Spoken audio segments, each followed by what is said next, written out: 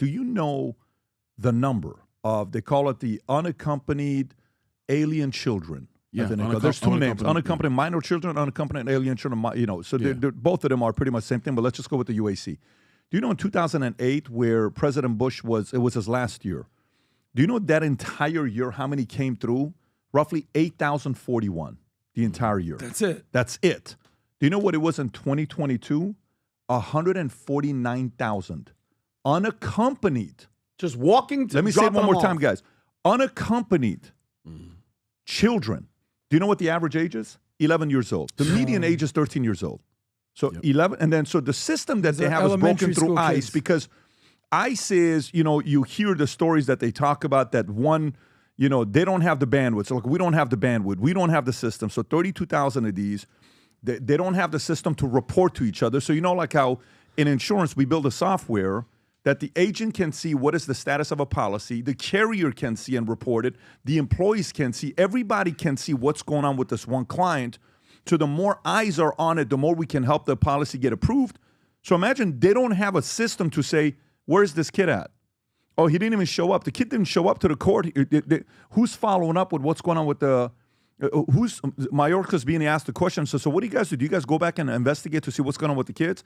And the lady from ORR, do you know this lady, Marcus, I think her name is, Brandon, if you can send the clip, she's being interviewed and she says, the leader of ORR, type in ORR. The Office of Refugee Resettlement. That's the one, right. The Office of Refugee Resettlement. So they're asking her, hey, so what do you do? Brandon, can you send that clip to Rob, please, that we were looking at yesterday? How often after, so Vin, you're about to lose your mind when you hear this data. I'm already pissed off. So do you know what percentage of these 300,000 kids are assigned to family? Less than a third. Of 300,000 kids. Less than a third are given to family. Yes. So the other 2/3 are given to somebody, and then there is no follow-up to see what's going on with the kids' school and food, all this stuff. So they don't know if it's human trafficking, labor trafficking, sex trafficking. There is no follow-up. Yeah. And so they said, well, why is that? Well, because he mentioned this, which is a very good point. While this whole thing was taking place, you remember we were in communication with Tom Holman, Bernard Carrick. We were trying to go to the border to do that stuff. And every time there was something coming up, we're planning on doing a podcast on the border, right? Guys are sending me proposals. Listen, Pat, to be able to get 10 million out, you're going to need this many trucks. You're going to need security. You're going to need people to go chase them. He says, this is not an easy job. No. It's a $100 billion job. You know how hard that is to find that? This is a catastrophic situation. So when you're hearing these stories being talked about, here's the lady, Rob. Did you find the clip where she's being asked about? So I found a bunch of different clips. I'm waiting for Brandon to send me the right one. But it's that one right there. The one you're on, it's with Josh Hawley asking her questions. Here? That's it. Yep. Ms. Marcos, can I just start with you? You testified a moment ago to Senator Butler that every child gets a Know Your Rights presentation. Is that correct? That is correct. Is that before or after you release them to labor traffickers? Senator, every child that comes into our care gets a Know Your Rights presentation as well as... Have you read these New York Times reports? These stories, the series of stories the New York Times has done on the children who are in your care? Have you read them? Yes, I have. Have you read that children are scrubbing dishes? They are operating heavy machinery. They are delivering meals. They are harvesting coffee. They are working construction. They are working as housekeepers. They are working overnight shifts at plants where they are not paid. They are not going to school. They are not cared for. They are not giving meals. Almost all of it illegally. Are you aware of that? That's a yes or no. Yes. Are you kidding me? So she's not even denying it that they know about this, right? Then you look at the report to say, okay, so let's see how many calls of trafficking and abuse of migrant children are coming in. Go back to that one that you had, Rob. Look at this here, guys. Zoom in. So that's 2018 to 2021, 2022 under Biden. Blue is reports of abuse or neglect. Look at the number of calls daily. Daily calls, monthly calls. Look at that. 250 is the top. You were getting none of that. Look at the yellow, reports of trafficking. See what's going on with the blue and what's going on with the yellow? People are calling saying, please help me, please help me, please help me. Yeah. This is what they're going through. So for us to sit there and say, let's send more money to Ukraine, so Ukraine's more important than, let's send more money, let's let it's almost as if we were talking with Brandon and it almost feels like someone is benefiting from looking away. Now, I don't know if that's the case or not, but these are not complicated things that we're looking at. It's pure data. If a stock goes from $8,000 to $149,000 in 14 years, what do you say? Wow. Yeah. $8 to $149,000. It's pretty solid. You tell me what goes from 8,000 in 2008 to 149,000. Oh, you know what does? The number of unaccompanied alien children to 2008 to today. You don't want to go figure that part out? Where are these people? Where are these kids? What are they doing? It's a travesty what's going on. So the fact that Tom Homan's out there, him and Kristi Noem were out there, right, being questioned about some of these things. Rob, if you have that. And one of our old friends, I think, is in the back. If you can play this clip, go for it. Mr. Homan and Secretary Noem, could we ask you a few questions here, please? Would you guys gaggle with reporters for a few moments? You are both the top immigration advisors to President Trump, in addition to Stephen Miller. He just announced that he's signing an executive order to put 30,000 detention beds at Guantanamo Bay. I know, Mr. Homan, you've talked about needing more beds, but how exactly would that work, and when do you expect it to open? You know, that is something that the White House is working on, to use resources that we currently have there at Guantanamo Bay. So we'll go through the process. The worst of the worst is where that could be utilized. So that potential is there. We know we need the infrastructure. We're going after these guys. But who would run that? DHS? Would DHS or the Pentagon? What you probably don't know, there's already a migrant center there. It's been there for decades. So we're just going to expand upon the existing migrant center. How would logistics work for that? How would you get migrants down to Guantanamo? We fly them to Guantanamo. Coast Guard, they encounter people in maritime, they can take them straight to Guantanamo Bay. The way he answers it, it's like, what are you talking about? We've been doing it for a while. We just haven't been doing it the last 4 years. We're doing it. We're already doing it. Would that be more expensive? We're building it out and using more resources. What is the worst? Mr. Homan, what kind of, Secretary Noem, what kind of civilian oversight would there be? Civilian oversight? Yeah. The current civilian oversight that we have in our federal government today. We had an election in November that clearly said the American people don't want these criminals and dangerous individuals on our streets anymore. We're taking care of it at the Secretary, what's your message for Polish Americans who voted for President Trump and may have neighbors or family members who are undocumented, who are illegally here? Listen, the law applies to everybody. It applies to American citizens. It applies to people who come into this country illegally. You will be held accountable for breaking our laws. Jeez, so annoying. Whoa, Vinny. But, okay, so Byron, here's where I'm coming from. Rob. There you go. So Byron, this is where I'm coming from. So when we talk about Biden, I honestly, genuinely do not think he had any decision making the entire time. Speaker Johnson just did that podcast. I forgot Barry Weiss, where he was saying basically he gets ambushed by Kamala, the Schumers. He doesn't make any decisions. He didn't even know what the hell he was signing. When it comes to that blatant invasion, Byron, because that's exactly what we've had for the past 4 years, brother. It's been an invasion. They have terrorists. They have the kids. They have the drugs. They have Chinese.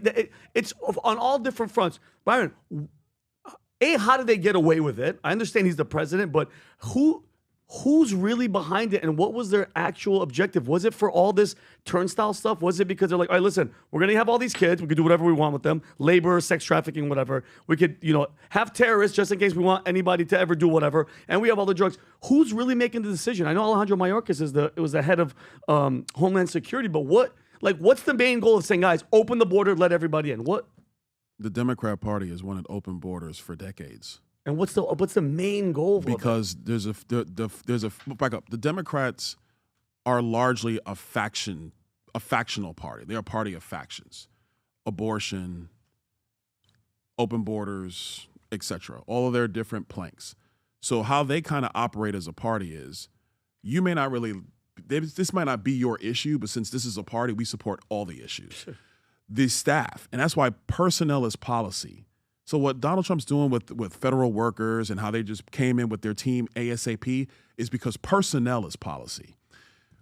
When you have staffers in the White House who are committed, who work with La Raza, who work with these other groups that are totally fine with illegal immigration and open borders to expand our welfare state here in the United States, all they have to do is write the order on day one. They just stuck the thing in front of Joe Biden. Mm-hmm. When Joe Biden became the nominee of the Democrats in South Carolina back in, I think it was 2020, the deal had been cut that they thought Bernie Sanders would lose.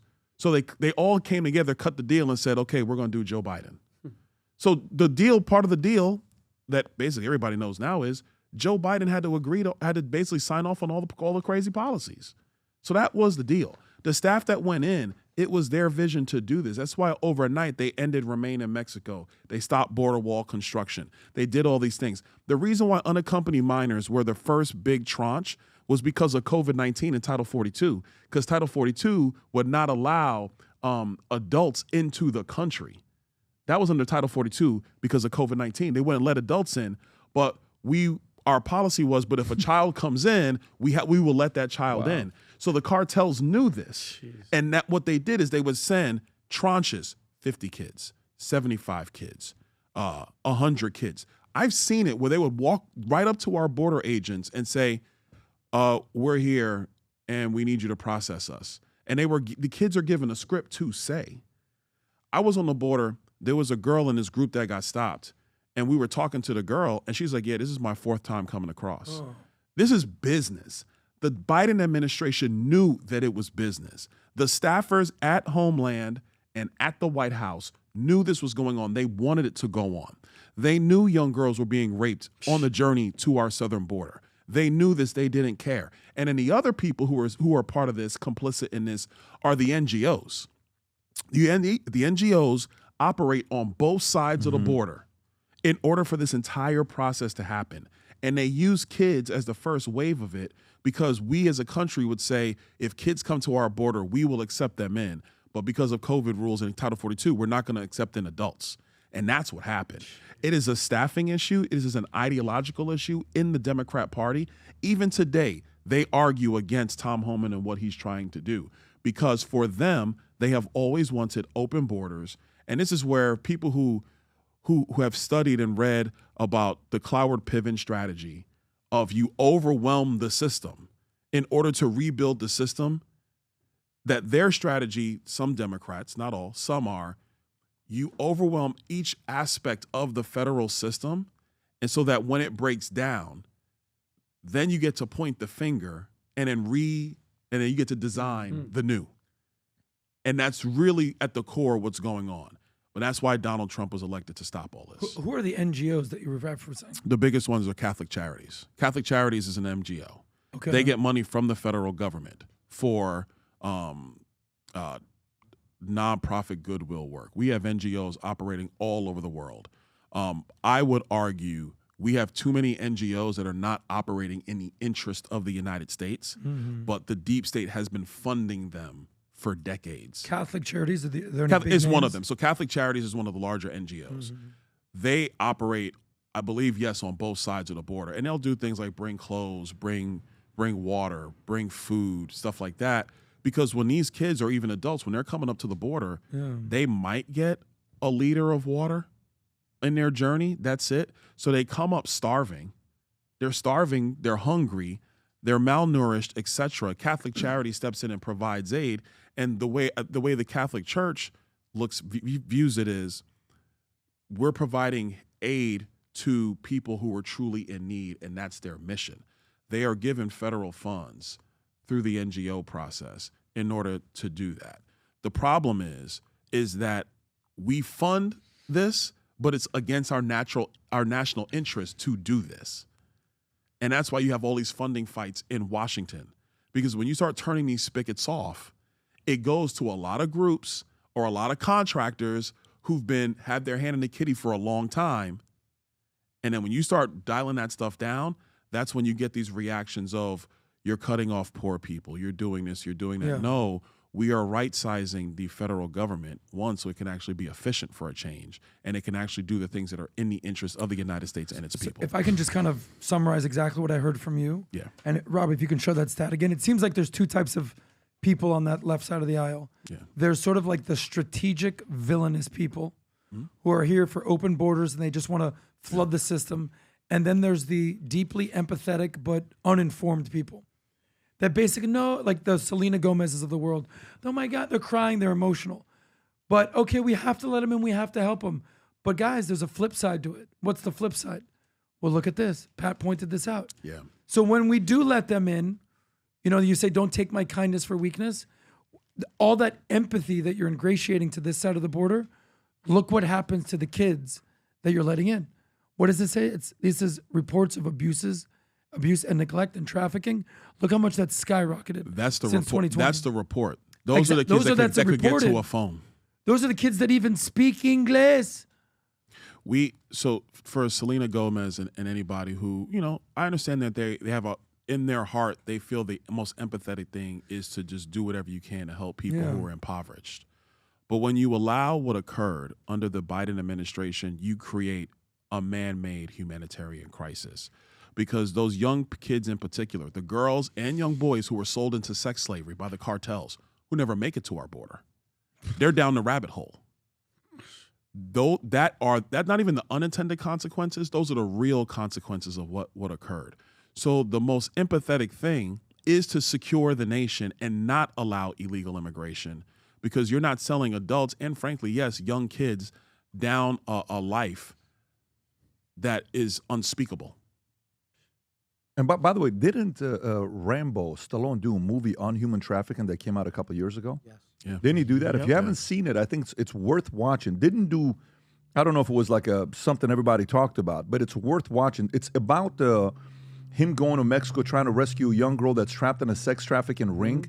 Highly, highly recommend watching this flick. And when you talk about Francis Fox Piven, you know what I love about the debate with her and Thomas Sowell. Remember that one from back in 50 years ago? It was on Free to Choose, wasn't it? Yeah, was absolutely. that Free to Choose? Yeah. It was unbelievable when you see the exchange between the two, and she's trying to say, well, you don't understand what you're going through. Thomas Sowell, man, he is I just finished the book that your son, brilliant. Tico, told me to read, The Reader. Tell me. I feel dumber and dumber every page I read. He is brilliant. No, Thomas Sowell is in a league of his own. If you haven't read The Reader, he's in a league of his own. Wait, real quick. For the American people, the Free to Choose, you can get this on YouTube. The Free to Choose episodes were phenomenal, because it wasn't just Milton Friedman pushing his economic view and his political view. He brought on left, right, and they would have real intellectual debates about some of the same stuff we're dealing with today. That's right. Everybody should go back and watch that stuff. Just listen, if you can consume 40 hours of content of Milton Friedman and Thomas Sowell, you'll never be the same ever again. Yep. If you can go through 40 hours of content of these guys, you'll never look at the world the same way ever again. When you go to vtnews.ai, first 100 days, if you can go to first 100 days. By the way, I think we have 89 days left. Can we just do this question real quick here together? I'm going to vote for mine as well, because I think I'm up to date. And my ranking, man, I am way behind with everybody. But what is today's question, Rob? The prediction today? Will Trump make an in-person appearance at the Super Bowl? I'll give mine. I'm going to say my answer is a in-person. It's saying. Yes, he's showing up. I say yes. Me too. Is what I'm saying. Especially with Chiefs and Mahomes. And that's for 590 points. Gang, go to vtnews.ai and post your prediction. Here's what we're going to be doing, just so everybody knows, okay? We decided to run a contest behind this, and this will go for the first 100 days. So for the winner at the end, when you win, the end of a PBD podcast, you'll join us for 10, 15 minutes to tell us how you made all these predictions correctly, okay? And the competitors in the top 10 cannot be Valuetainment or Lion Holding employees, okay? If they are, and a lot of them are participating, they're not going to be able to compete in this. It's anybody that's not part of the company that'll compete for this. So if you win, you're the top Nostradamus, you'll be invited to come on the show with us and tell us how you were able to make these predictions. What do you have access to that we don't have? What did you use? Did you use ChatGPT or maybe DeepSeek? What were you using? And then the top 10 predictors with active subscriptions to vtnews.ai, you will be invited on your own. Find a way to come down here. We'll pick a date. You'll come out with the launch of our cigar lounge that we're doing in our comedy club. You'll be invited. We'll go to the back of the VIP cigar lounge. We'll have a cigar together. We'll spend 2-3 hours together. The whole crew will be there. Conversations, talking, having a good time, having a drink at the new boardroom cigar lounge that we're launching that will be ready, and you will be invited to be a part of that. So, again, go compete. There's still 89 days left on this, and there's going to be some accelerator points. So some of the questions will be 5,000 points, 1,000 points, 2,000 points. Put it in your calendar. Every day, 9 a.m., a new predictions being posted. So go to vtnews.ai, first 100 days, claim your predictions.